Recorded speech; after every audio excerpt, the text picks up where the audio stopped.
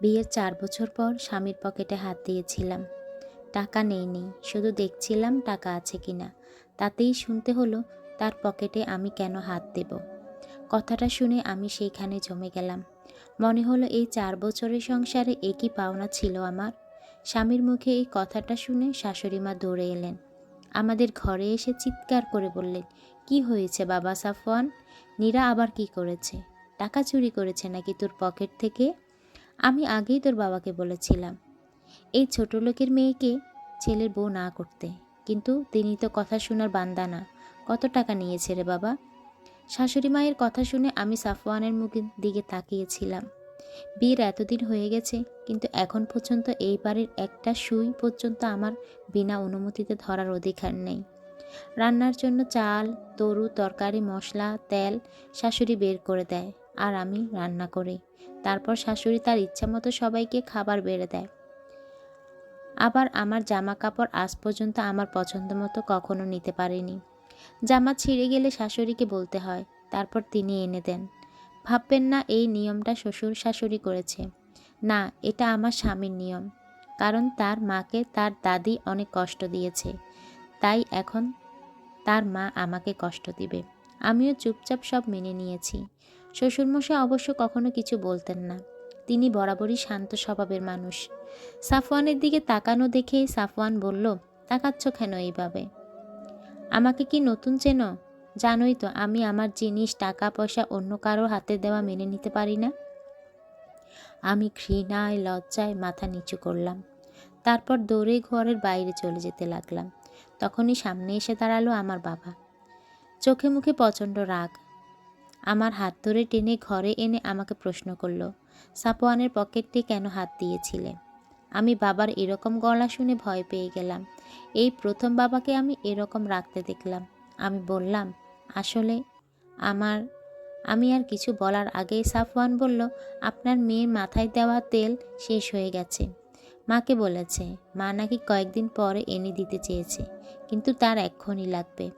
তাই আমাকে বলেছিল। আমি বারবার বলেছিলাম খুচরো টাকা নেই, কিন্তু সে শুনছে না। সে গিয়ে আমার পকেট দেখতে গেছে টাকা আছে কিনা। সাফওয়ানের কথা শুনে শাশুড়ি মা মুখ বাঁকিয়ে বললেন, দেখেছেন বেয়াই, আপনার মেয়ের সাহস।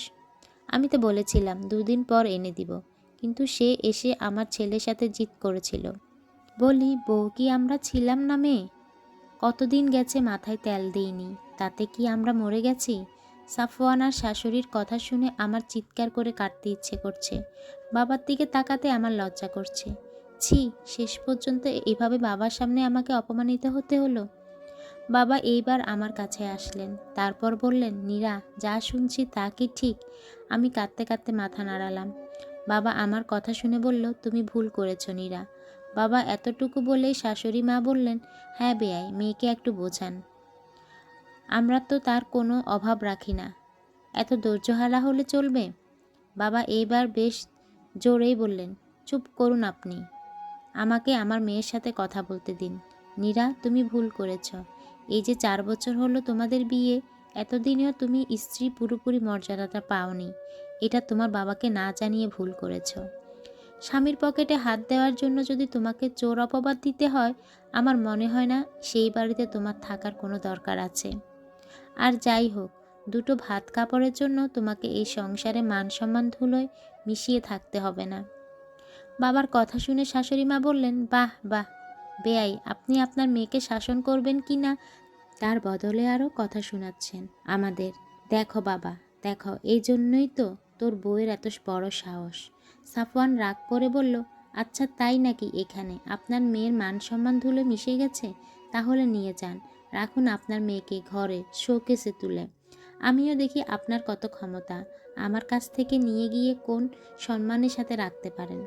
বাবা হাসলেন আর বললেন, আর যাই হোক, চোর অপবাদ শুনতে হবে না সাফওয়ান। আর তোমাকে চিনতে আমি এই তো এত ভুল করেছিলাম, ভাবতেও আমার লজ্জা লাগছে। যাই হোক, আমি তোমার মতো মানুষের কাছে আমার মেয়েকে রাখবো না। নীরা, চলো। এই বলে আমার হাত ধরে টানতে টানতে নিয়ে যেতে লাগলো।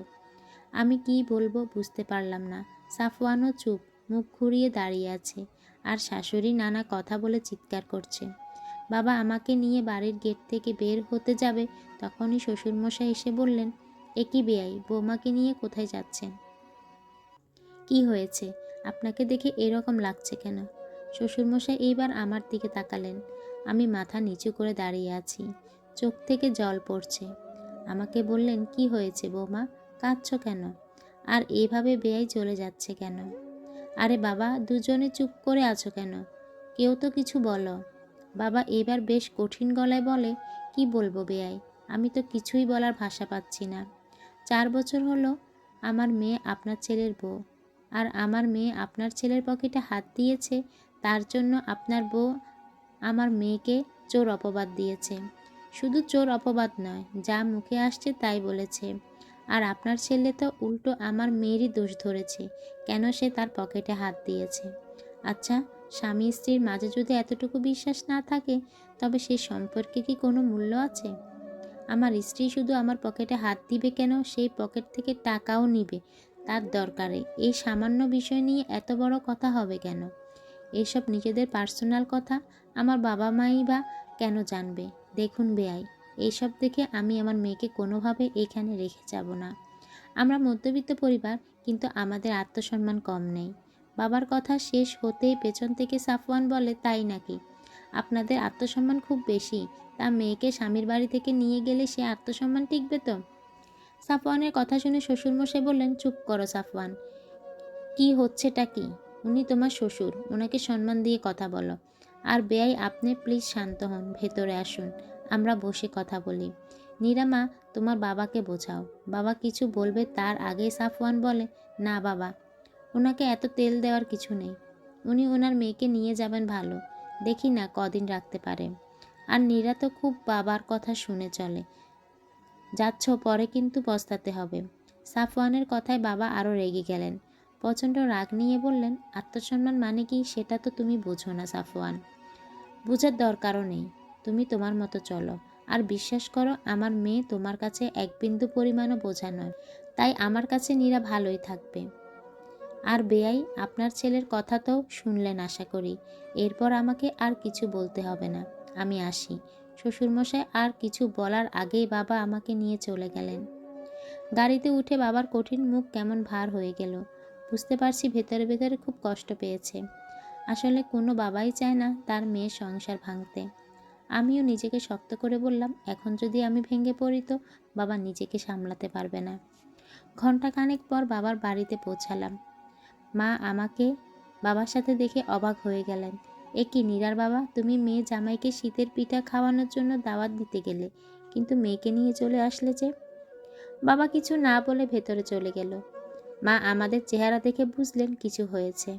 মা আমাকে বারবার জিজ্ঞেস করতে লাগলেন, কি হয়েছে? আমিও আর শান্ত থাকতে পারলাম না, মাকে জড়িয়ে ধরে কেঁদে উঠলাম। আমার কান্নার শব্দ শুনে বাবা ভেতরে আসলেন। তারপর বললেন, নীরা তুই কাঁদিস না। তুই কি ভাবছিস তোর বাবা ভুল করেছে তোকে এনে? তুই যদি এটা মনে করিস তাহলে তোকে ওই বাড়িতে আমি রেখে আসব, যেভাবে হোক। দরকার পড়লে সাফওয়ানের পা ধরব। আমি বাবাকে বললাম, না বাবা, তুমি কোনো ভুল করনি। আমি তো গর্ববোধ করছি যে তুমি আমার বাবা। কজন বাবা পারে মেয়ের অপমানের জবাব এইভাবে দিতে? অন্য কেউ হলো সমাজের ভয়ে আমাকে ওইভাবে ওখানে রেখে আসতো। 4 বছর ধরে ওর সকল অন্যায় মেনে নিয়েছি। ওর কথায় কথায় আমার গায়ে হাত দেওয়া, আমার বাবা মা তুলে গালিগালাজ দেওয়া, সব সহ্য করেছি, যে একসময় সব কিছু ঠিক হয়ে যাবে। কিন্তু না, আসলে ও বদলানোর মানুষই না। তাই যা হয়েছে ঠিকই হয়েছে বাবা। সত্যি আমি অনেক ভাগ্যবতী যে তোমার মতো বাবা পেয়েছি। মা আমার কথা শুনে আবারও জিজ্ঞেস করলো, কি হয়েছে? বাবা সবটা খুলে বললেন। মা ও বাবার সাথে একমত হলেন। মা আমাকে বললেন, চিন্তা করো না, সব ঠিক হয়ে যাবে। সাফওয়ান নিজের ভুল বুঝতে পারলে ঠিক তোমাকে নিয়ে যাবে। মা আমাকে অনেক কথা বললেও আমি তো সাফওয়ানকে চিনি। আমি জানি ও কখনো বদলানোর ছেলে নয়। আমাকে ছেড়ে দিবে, কিন্তু কখনো নিজের ভুল ধরবে না। তবুও নিজেকে শক্ত করলাম, যা আছে কপালে তাই হবে। এরপর কেটে গেল 15 দিন। সাফওয়ান বা ওর পরিবারে কোনো রকম যোগাযোগ আমার সাথে করেনি। 15 দিন পর সাফওয়ান ফোন করলো। আমি ভাবলাম হয়তো ওর ভুল বুঝতে পেরে ফোন করেছে, তাই খুশি হয়ে ফোন রিসিভ করলাম। কিন্তু ফোন রিসিভ করতে সাফওয়ান বলল, কী রে, তোর তো অনেক জেদ দেখছি। 4 বছরে সবসময় আমার কথা মতো চলতি, আর আজকে বাবা একটু সাথে সাথেই তোর অনেক তেজ হয়েছে। শোন, কোর্টে আমাদের ডিভোর্স ফাইল করেছি, কালকে নোটিশ চলে যাবে, চুপচাপ সই করে দিস। আর শোন, যদি আমার কাছে ফিরতে চাস তো শেষ সুযোগ, আজকের মধ্যে তোর বাবা যেন তোরে এখানে রেখে যায় আর আমার মা বাবার পা ধরে মাপ চায়। কথা শেষ করে কল কেটে দেয়। ওর কথা শুনে এইবার আমার কেন যেন খুব কান্না আসছে, ঘৃণায় বমিও আসছে।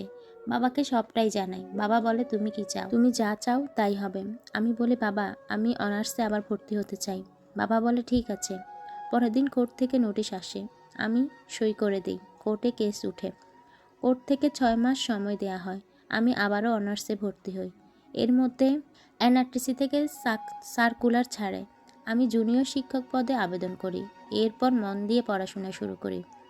এর মধ্যে সাফওয়ানের মাঝে মাঝে ফোন করে গালিগালাজ করতো, তখন আমি ওর নাম্বার ব্লক করে দিতাম। এইভাবে 6 মাস কেটে যায়। আমার আর সাফওয়ানের ডিভোর্সটা হয়ে যায়। সমাজের মানুষ নানা কথা বলে, কিন্তু মা বাবা প্রচুর সাপোর্ট পাওয়ায় আমি সবটা ভুলতে পারি। এরপর জুনিয়র শিক্ষক পদে আমি পিলি দিই। পিলির রেজাল্ট বের হয়, আমি টিকে যাই। তারপর লিখিত পরীক্ষার জন্য প্রস্তুতি নিতে থাকি। এর মধ্যে খবর পাই সাফওয়ান বিয়ে করেছে ধুমধাম করে। নিজেকে যতই শক্ত করি না কেন, মনের মধ্যে কোথাও একটা সাফওয়ান রয়ে গেছিল, তাই বুকের মধ্যে কেমন করলো। তবুও নিজেকে শক্ত রাখলাম। পড়াশোনায় আরও মনোযোগী হলাম। এরপর অনার্স পরীক্ষা দিলাম, সেখানে ফার্স্ট হলাম। এর কিছুদিন পর রিটেন এক্সাম দিলাম, আলহামদুলিল্লাহ টিকে গেলাম। এরপর ভাইবা দিয়েও টিকে গেলাম।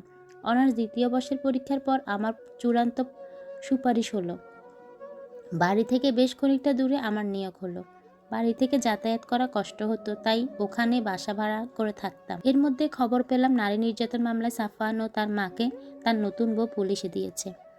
বিয়ের পর থেকে তারা বউয়ের উপর অত্যাচার করত। মনে মনে কেমন যেন খুশি লাগলো। বুঝলাম পাপের শাস্তি ঠিকই পেতে হয়। দিন যেতে থাকে, চাকরির পাশাপাশি আমি অনার্স কমপ্লিট করি। তারপর মাস্টার্সে ভর্তি হই। তারপর মাস্টার্স কমপ্লিট করে প্রাইমারিতে পরীক্ষা দিই। প্রথমবারই টিকে যাই। তারপর এই জবটা ছেড়ে প্রাইমারিতে জয়েন করি। এর মধ্যেই খবর পাই সাফওয়ান জেল থেকে এসে আবারও বিয়ে করেছিল। বউ নাকি সব টাকা পয়সা গয়না নিয়ে অন্য ছেলের সাথে পালিয়েছে। বেচারা এখন বিয়ে করার জন্য কোনো মেয়েই পাচ্ছে না। ওইদিকে প্রাইমারিতে জয়েন করার পর থেকে বাবা মা খুব করে লেগেছে বিয়ে করার জন্য। আবার আমারও মনে হচ্ছে এইবার জীবনটা গোছানো দরকার। এরপর বাবা মাকে হ্যাঁ বলি। বাবা মা বলেন, আমার আগের মাদ্রাসা সহকারী শিক্ষক আতিকুর রহমান অনেক দিন ধরে বিয়ের প্রস্তাব দিচ্ছে। লোকটাকে আমি অনেক বছর ধরেই চিনি, খুব ভালো মানুষ। বাচ্চা হতে গিয়ে বউ মারা গেছে, ছোট্ট একটা মেয়েও আছে। আমি সম্মতি জানালাম। কিছুদিন পর খুবই সাধারণভাবে আমাদের বিয়ে হলো। বিয়ের পরে আমাদের 3 জনের ছোট্ট একটা সংসার। সব কিছু নিয়ে ভালোই ছিলাম। মেয়ের নাম নিকিতা, আমাকে খুবই ভালোবাসে, সারাদিন আম্মু আম্মু করে। সংসার চাকরি সব কিছু নিয়ে ভালোই ছিলাম। এরকমই স্কুলে যাওয়ার সময় একদিন পেছন থেকে সাফওয়ান আমাকে ডাক দিল। আমি কথা বলতে চাইলাম না, তাই চলে যেতে লাগলাম। কিন্তু সাফওয়ান বলল, নীরা একবার আমার কথা শোনো, শেষবারের মতো। আমি দাঁড়ালাম, তারপর বললাম, কি বলবেন? তাড়াতাড়ি বলুন, আমার সময় কম। সাফওয়ান বলল, আমাকে ক্ষমা করে দিও নীরা, আমি তোমার সাথে অনেক অন্যায় করেছি, তার শাস্তি অবশ্য আমি পাচ্ছি। তুমি আমার জীবন থেকে চলে আসার পর ভেবেছিলাম আমার কিচ্ছু হবে না, কিন্তু আমি শেষ হয়ে গেছি। তোমার মতো কেউ আসেনি, তোমার মতো কেউ সহ্য করেনি। কেউ শাস্তি দিয়েছে, কেউ ছেড়ে চলে গেছে। আর একসময় আমি অনৈতিক সম্পর্কে জড়িয়ে পড়ি। এরপর কিছুদিন হলো আমার HIV ধরা পড়ে। আমার হাতে খুব বেশি সময় নেই, তাই তোমার কাছে ক্ষমা চাইতে আসলাম। তুমি ক্ষমা না করলে আমি মরেও শান্তি পাবো না।